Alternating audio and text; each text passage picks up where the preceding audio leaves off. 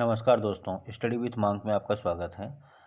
तो हम लोग यूपीपीसीएस 2024 को टारगेट करते हुए एक क्विक रिवीजन सीरीज चला रहे हैं। इसमें ये पॉलिटी का 5वां पार्ट है। इसमें आज हम लोग देखते हैं कॉन्स्टिट्यूशनल डेवलपमेंट इन इंडिया। इसमें जो पहला है वो रेगुलेटिंग एक्ट 1773 है, मतलब रेगुलेटिंग एक्ट 1773।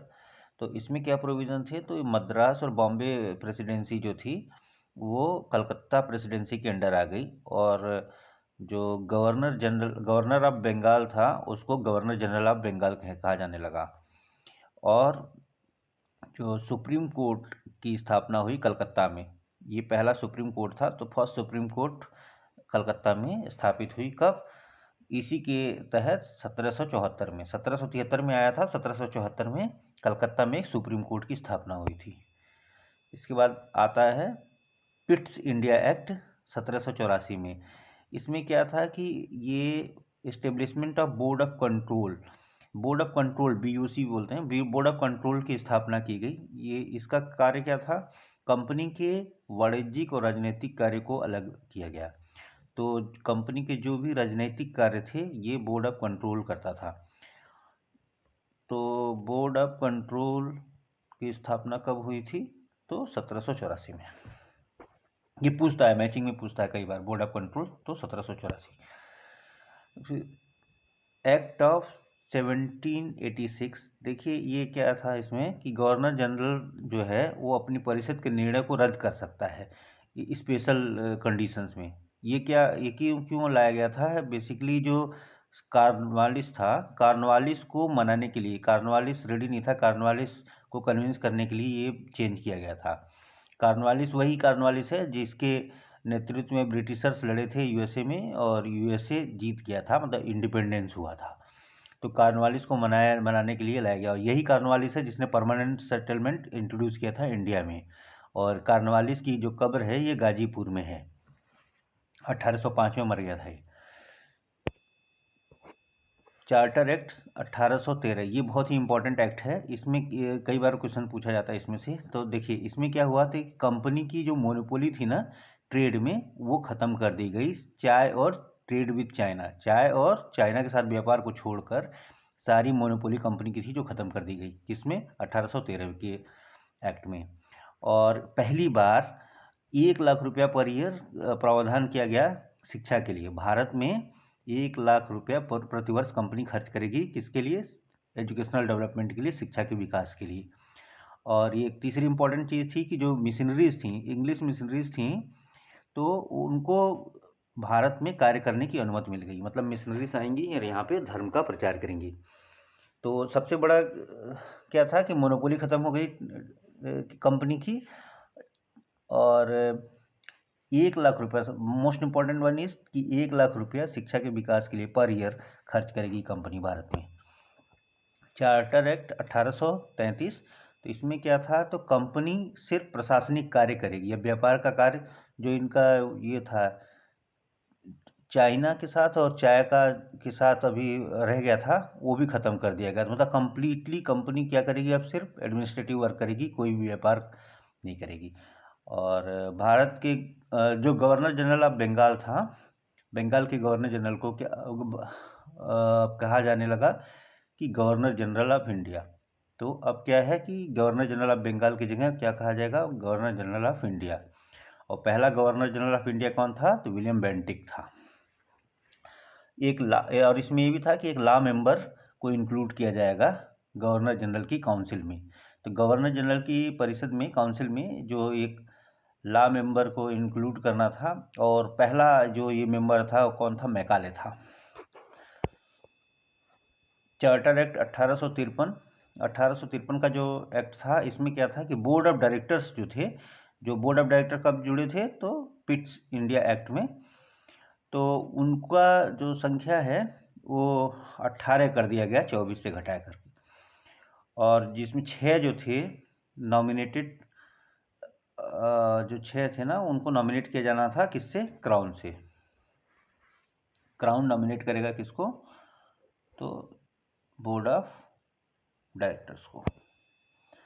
फिर गवर्नमेंट ऑफ इंडिया एक्ट 1858, ये बहुत ही इंपॉर्टेंट था। इसमें क्या था कि जो इंडियन एडमिनिस्ट्रेशन था ना, अभी तक तो ईस्ट इंडिया कंपनी करती थी, वो डायरेक्टली ब्रिटिश क्राउन को ट्रांसफ़र हो गया। तो अब ब्रिटिश क्राउन का शासन हो गया भारत पे, और जो ईस्ट इंडिया कंपनी का शासन था वो ख़त्म हो गया। और सेक्रेटरी ऑफ स्टेट, एक पोस्ट होगी, सेक्रेटरी ऑफ स्टेट क्रिएट की गई इंडिया के लिए। तो सेक्रेटरी ऑफ स्टेट एक मिनिस्टर, कैबिनेट मिनिस्टर रैंक का एक आदमी होता था, वो ब्रिटिश पार्लियामेंट को रिपोर्ट करता था, secretary of state for India.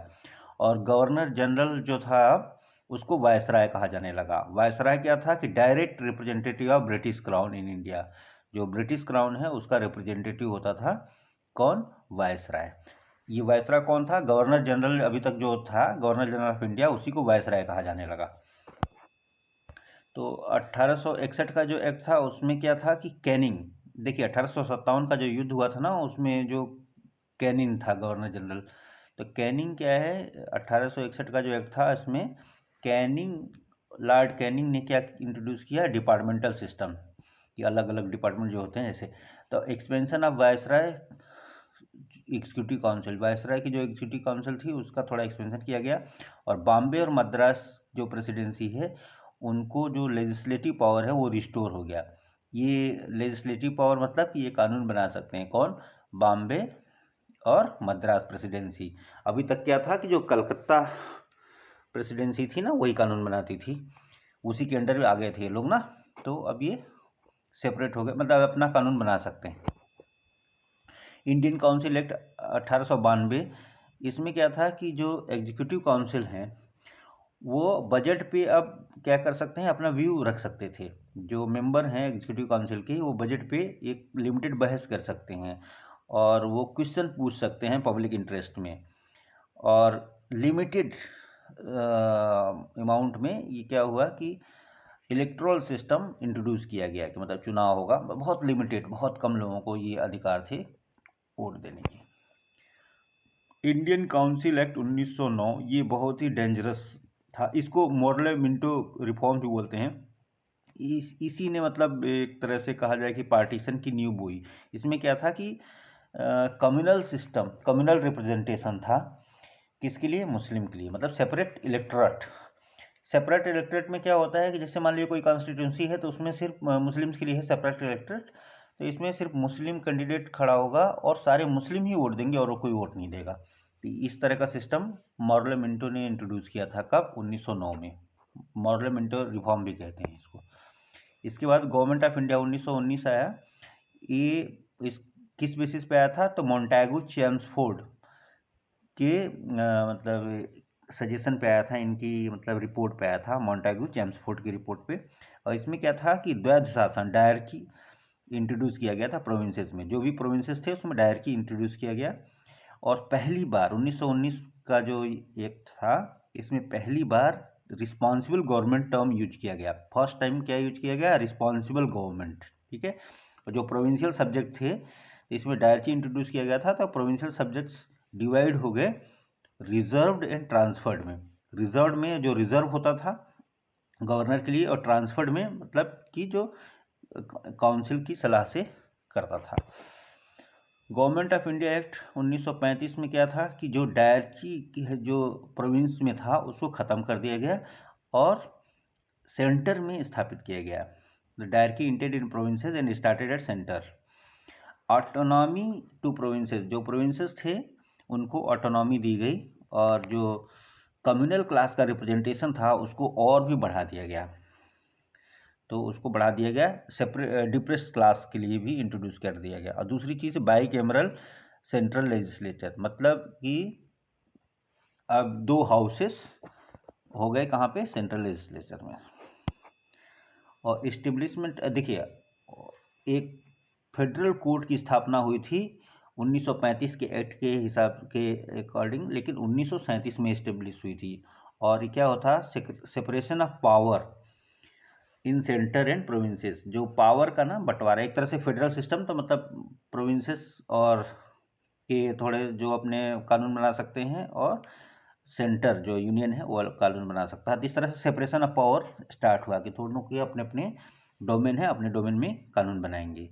Establishment of all India federation का प्रोविज़न था, लेकिन वो हुआ नहीं। क्यों? क्योंकि जो भी प्रोविंस ये ज्वाइन नहीं किए प्रोविंसेस।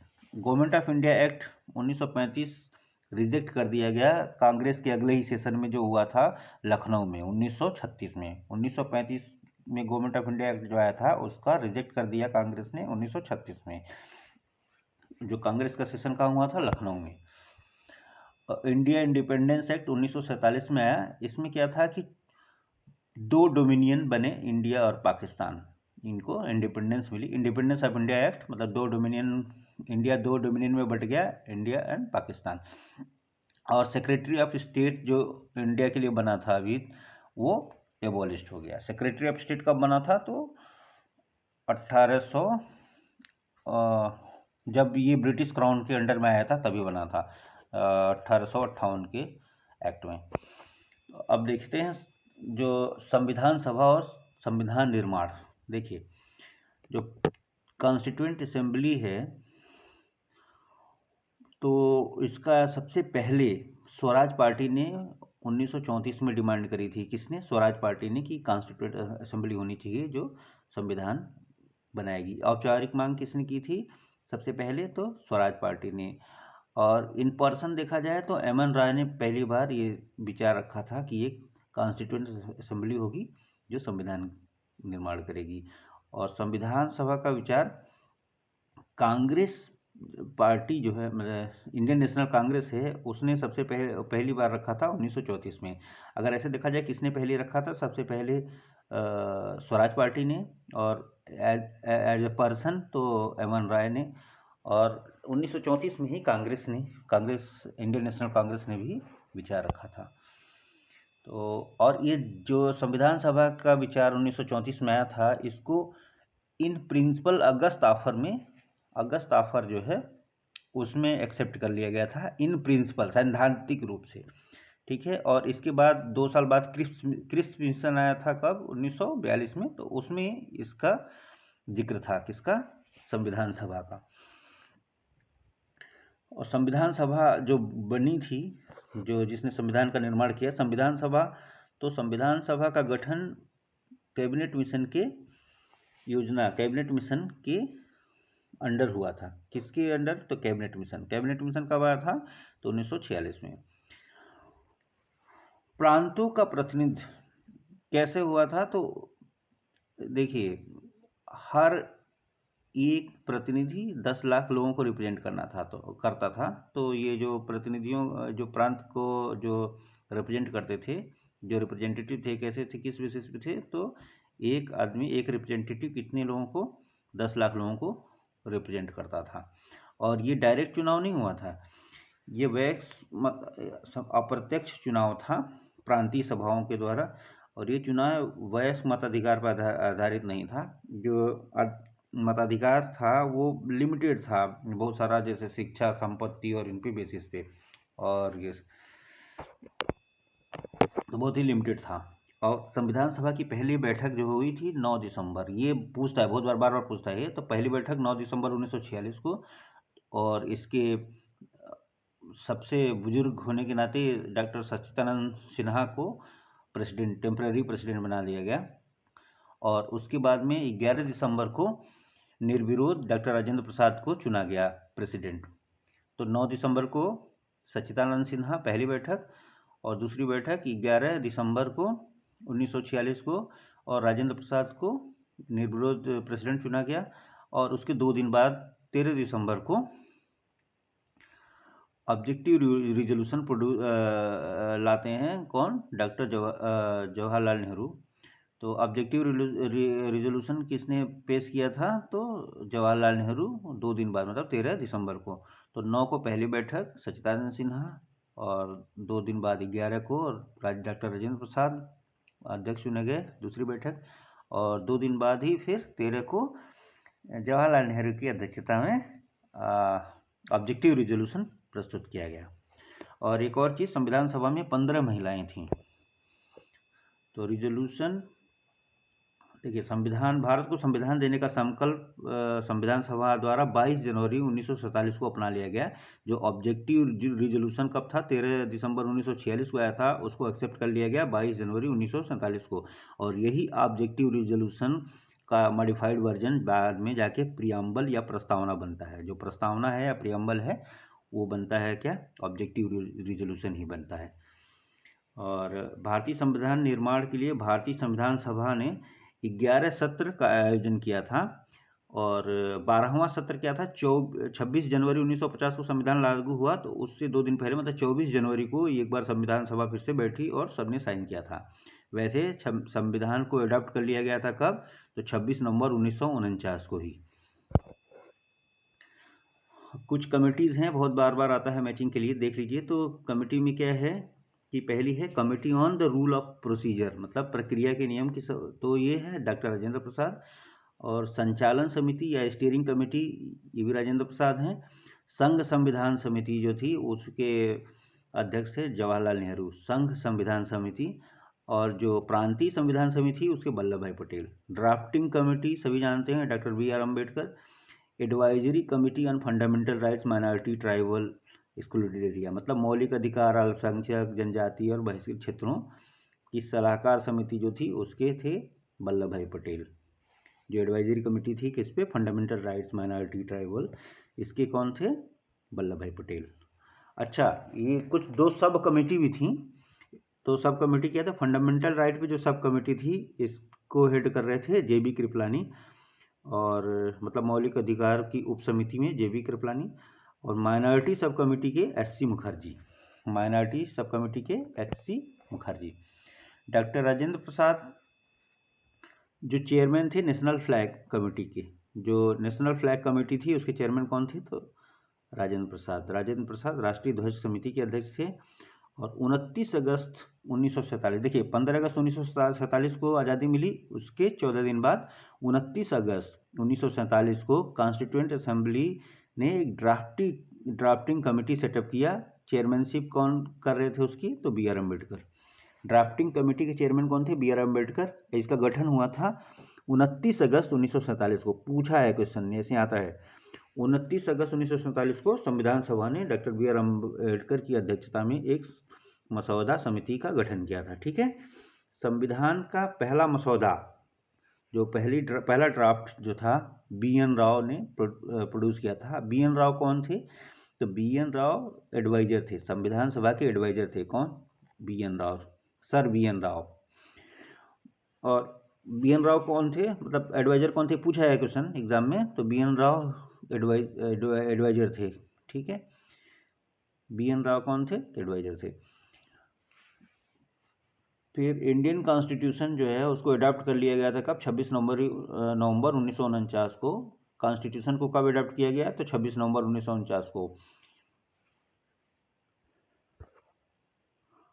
26 जनवरी को, 26 January was selected date for the inauguration of constitution because, अच्छा 26 जनवरी को क्यों 2 महीने बाद क्यों मनाया जाता है, अब पूरी तरह से लागू हुआ था संविधान, क्योंकि इसके पहले 1930 से ही पूरा भारत या कांग्रेस इंडिपेंडेंस डे के रूप में मनाती जाती थी, इसीलिए ये डिसाइड हुआ कि 2 महीने बाद, मतलब 26 नवंबर की बजाय 26 जनवरी 1950 से